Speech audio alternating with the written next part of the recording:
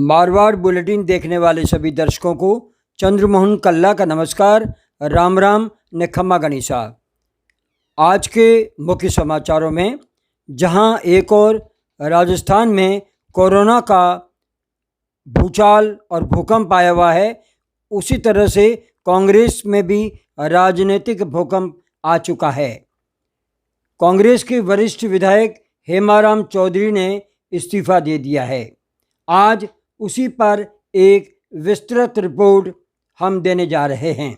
एक और जहां राजस्थान कोरोना से जल रहा है, जनता घरों में कैद है और सरकार हाथ पैर मारकर लोगों को बचाने की जुगत कर रही है। ऐसे में कांग्रेस के वरिष्ठ विधायक हेमाराम चौधरी रूठ गए। उनका आरोप है कि उनके काम गुड़ा मालिनी में ही नहीं हो रहे हैं, तो वे विधायक रहकर क्या करें। उन्होंने इस्तीफा दे दिया। ये सभी जानते हैं कि हेमाराम चौधरी मुख्यमंत्री अशोक गहलोत के घोर विरोधी और पूर्व उप मुख्यमंत्री सचिन पायलट के नज़दीकी रहे हैं और पूर्व में भी सचिन पायलट की बगावत के खेमे में कई दिन तक एक होटल में बैठे रहे थे। साथियों, आपको बता दें कि वो वक्त सरकार गिराने के लिए उपयुक्त हो सकता था, लेकिन ये वक्त ऐसा लगता नहीं। कारण कोरोना संक्रमण से हर कोई मौत से बच रहा है। मज़े की बात यह है कि हेमाराम ने इस्तीफे के बाद अपने क्षेत्र में सभी अस्पतालों का दौरा किया, दवाएं उपलब्ध करवाने को कहा और आज सीधे पहुंच गए केन कंपनी के विरुद्ध धरना देने।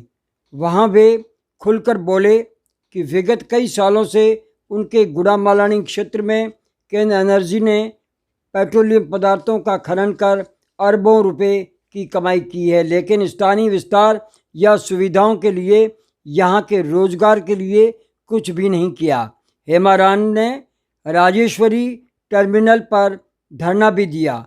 इधर हेमाराम के इस्तीफे के बाद राजस्थान की राजनीति में भूचाल आ गया और पूर्व उप मुख्यमंत्री सचिन पायलट ने पहली बार मुंह खोला और कह दिया कि कांग्रेस के वरिष्ठ विधायक हेमाराम चौधरी जैसा ईमानदार व निष्ठावान विधायक दूसरा कौन है, आप चुनकर बता दो।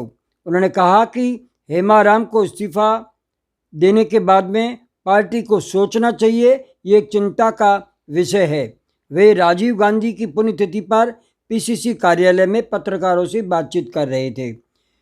पायलट के बातचीत के तुरंत बाद प्रदेश कांग्रेस अध्यक्ष गोविंद सिंह डोटासरा ने स्पष्ट कहा कि हेमाराम ने पार्टी के लिए काम किया है तो पार्टी ने उन्हें बड़े बड़े पद भी दिए हैं। कांग्रेस पार्टी में अनुशासन जरूरी है, हेमाराम को भी अनुशासन का ख्याल रखना चाहिए। उधर विधानसभा अध्यक्ष सीपी जोशी ने भी इतना ही कहा है कि विधानसभा के कानून कायदों के तहत ही हेमाराम के इस्तीफे पर कार्रवाई होगी।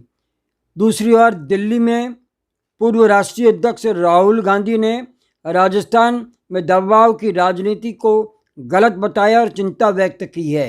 उन्होंने कहा कि अभी कोरोना से सरकार लड़ रही है, ऐसी पॉलिटिक्स नहीं होनी चाहिए। उन्होंने प्रदेश प्रभारी को बुलाकर पूरी रिपोर्ट देने को कहा है।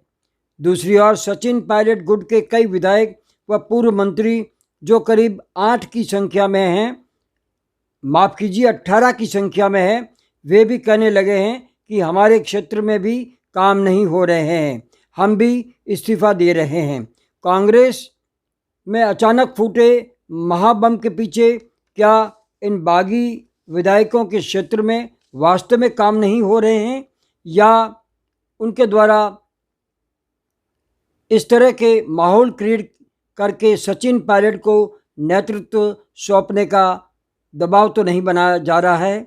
कहीं ऐसा तो नहीं है कि केंद्रीय नेतृत्व व मोदी सरकार पर सबसे अधिक हमलावर अशोक गहलोत भारतीय जनता पार्टी की आंख की किरकिरी बने हैं और भाजपा फिर एक बार सरकार गिराने के मूड में हो, जैसा कि पूर्व में हुआ है। तब पूर्व सीएम वसुंधरा राजे ने तीखे तेवर दिखाकर भाजपा की मुहिम की हवा निकाल दी थी, लेकिन हेमाराम का अचानक इस्तीफ़ा व अकेले इतना बड़ा कदम उठाना, ऐसा लगता नहीं कि वे पीड़ित होकर के इस्तीफ़ा दे रहे हैं, बल्कि सोची समझी रणनीति के तहत भी इस्तीफ़ा हो सकता है, क्योंकि हेमाराम के पक्ष में सचिन पायलट गुट के कई विधायक आकर के सामने खड़े हो गए हैं।